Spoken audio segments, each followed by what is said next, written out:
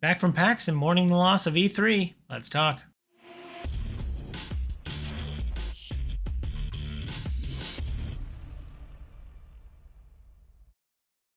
What up, viewers? What up? What up? Calc Soups here, and today is Friday, March 31st, and that means it's time for a quick recap of the week in video game news. This week, we got to see more Tears of the Kingdom gameplay. They had the producer for the Breath of the Wild 2 sequel on. We got about 10-15 minutes of gameplay showing off a lot of awesome new abilities. One which allows you to rewind, so that's how you're going to be able to. That's one way you could potentially get up to the upper levels, is you can rewind a fall and like a asteroid and then ride it up to be able to get to the floating islands. There was also a combine ability, which I feel like is a I don't mean hacker like person who breaks into things, but like hacking, putting things together.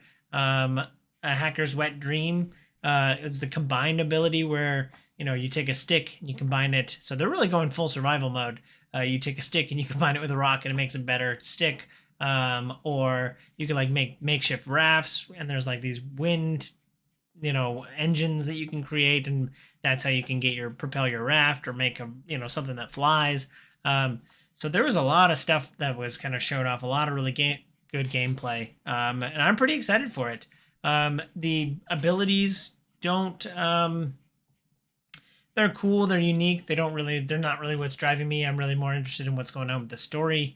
Explore some of the differences between the map now and the map from Breath of the Wild. So really interested there.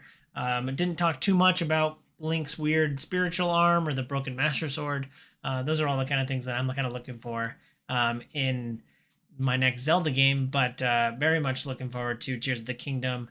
Let me know what kind of abilities caught your eye, or what you thought of it. I thought it was pretty cool. I'm surprised it wasn't like a full-on direct.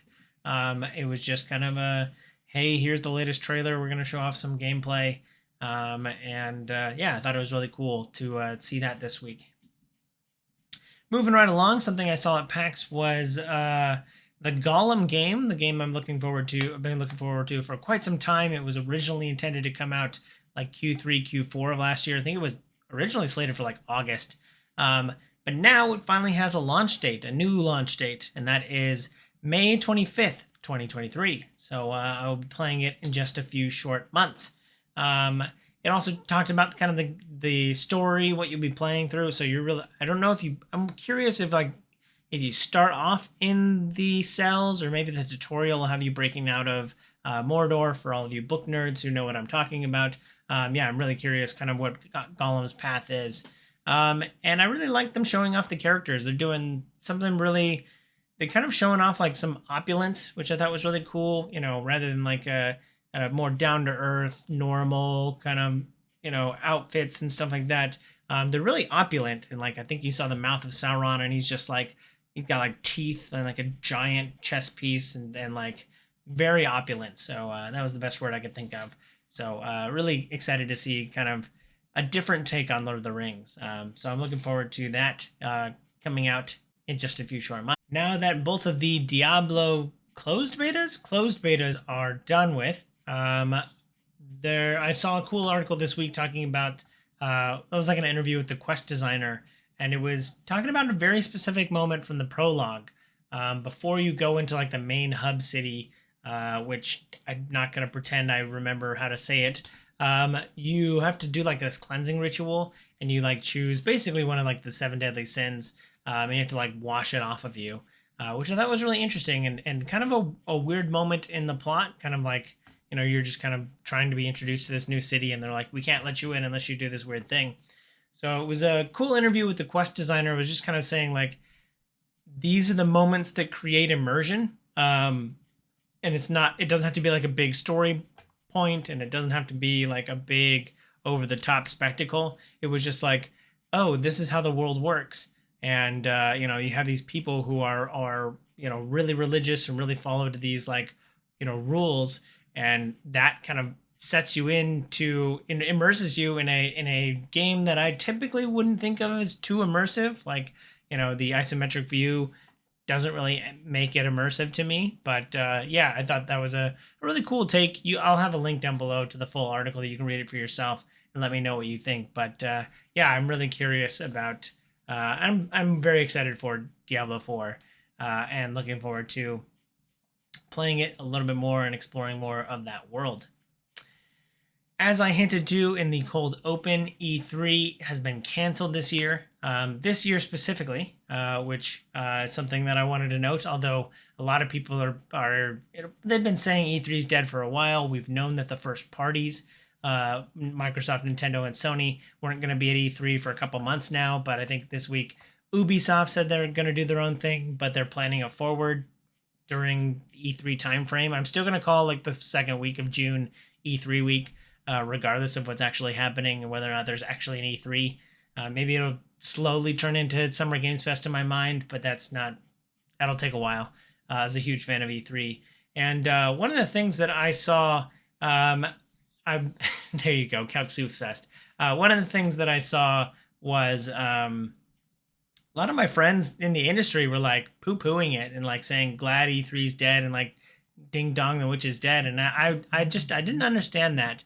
I think that E3 is probably one of the biggest events, if not the biggest, from a sense of like how much eyes get put on gaming at that time. I think it kind of raised gaming out of this like niche area to something in general audience. It was on basic news, like the signs, and it like turned LA into like everyone knew that it was E3 because there's just banners for video games everywhere. So I'm kind of bemoaning its loss. I feel like I was alone in mourning that. So let me know if you think if you're kind of mourning the loss of E3 or if you're just letting it die, and Jeff Keighley will replace it, and then Jeff Keighley will own basically all three of the biggest video game touch points. If he has Summer Games Fest in June, he's got Gamescom, which he usually does one night or opening night live.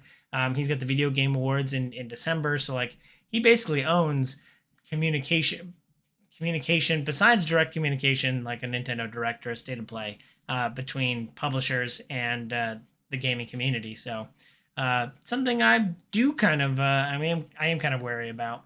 The president of the ESA, the organization company behind E3, kind of rebutted, explained the rationale. He said this was kind of the biggest hit from the COVID impact. Publishers don't have a lot of money. I think it's hidden between some of his commentary was like, I feel like there's going to be a softer slate than there was like last year or the last couple of years of the pandemic. Like this is the year where things that we hadn't heard of are now like would have been coming to fruition but aren't because of pandemic delays. We already started kind of feeling that in 22 with, I think, the Q4 slate felt a little bit emptier rather than like I had a week. It was, God of War and basically nothing else after that. That's my own bias. But yeah, I think that there is something to be said about a weaker slate this year. People not wanting to spend a lot of money, a lot of excess money on marketing events, looking for digital outlets, not needing a physical space to kind of showcase their game, and all of those kind of led to this decision to cancel E3. So I will be mourning it alone, but let me know what you think down below in the comments.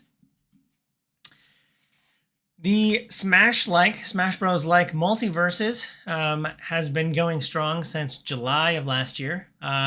And since it launched in July, and actually, no, it didn't launch. I always thought it was in early access, but they've now claimed that this has been a beta the whole time, and they're closing it down in June. So you will no longer be able to play Multiverses past June, and they will go ahead and relaunch the game for hopefully a full launch and not another early access or surprise beta, and relaunch the game in 2024. So I'm curious what they're going to do with that time, but yeah, I'm very interested to see kind of what they do, and I don't know how many people were kind of following Multiverses now. I haven't quite heard about it in a while, so if you were still playing Multiverses, tell me what you think down below of this decision. PlayStation VR 2, now that we're a month out from the launch of PlayStation VR 2, we've gotten a little bit of word about how many headsets have been sold, and it is roughly 300,000. So that is probably a lot lower of an attach rate than you would want, with the PlayStation attach rate being, or the PlayStation 5 attach rate being, and I know they've had limitations on, mass producing. Maybe that's at issue 2 here, is they've been trying to mass produce PS5s for so long to put them on shelves that, maybe PlayStation VR has been put on the back burner, or, but, with an install base of tens of millions, I don't remember what the exact number is off the top of my head, but I think it's like 50 million. It's been faster than the PS4 adoption rate. But to have an attach rate that's like less than a couple percent points, like that just seems very low, for probably what they would want. So yeah, there's overall going to be there's been a rocky start for PlayStation VR 2. And I think a lot of people are kind of anticipating a price decrease sometime soon.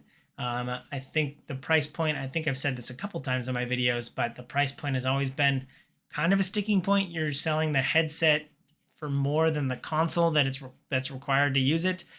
That felt a little weird. So yeah, I would expect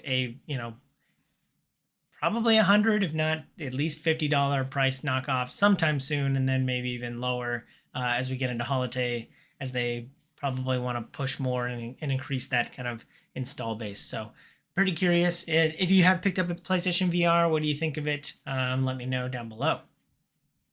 Moving right along, speaking of Tears of the Kingdom again, there at the end of the 15-minute or so gameplay preview, there was a small little bit for an OLED Switch bundle. There's a special edition Tears of the Kingdom Switch that is bundled with the game. It's been available for pre-order. I didn't notice it till later today, even though this all happened Tuesday of this week. But those pre-orders were still available, so I'll have a link down below if you want to pre-order that. And I might finally get a Switch OLED, so looking forward to that. And then moving right along, deck builders are a dime a dozen nowadays, but I thought this one really caught my eye this week. It was called Neurodeck. It is a psychological horror deck builder, and you play to kind of, I think you actually like confront your fears. It has like a really cool kind of psych message behind it. So I only saw the trailer this week, but it is being given away for free on GOG. So I'm looking forward to picking it up.